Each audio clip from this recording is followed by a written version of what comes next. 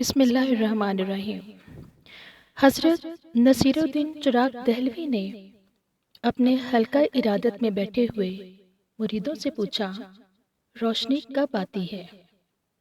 ایک مرید نے بڑے ادب سے جواب دیا، حضرت جب سفید اور سیاہ دھاگے میں فرق نظر آنے لگے، یہی روشنی ہے۔ دوسرے مرید نے عرض کی، حضرت جب دور کے درختوں کو دیکھ کر معلوم ہو جائے کہ بیری کا درخت کون سا ہے اور شیشم کا درخت کون سا ہے تو سمجھیں یہ روشنی ہے۔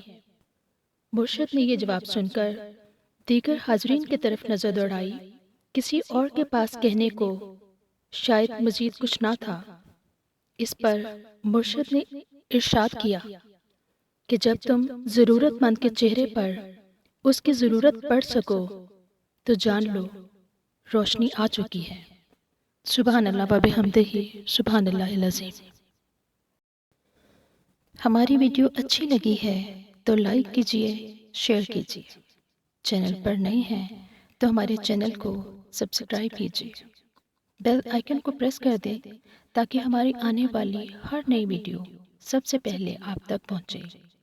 اپنا بہت سارا خیال رکھیے، دعاؤں میں یاد رکھیے، خوش رہیں، ہمیشہ آباد رہیں۔ اگلی ویڈیو تک کے لیے اللہ حافظ۔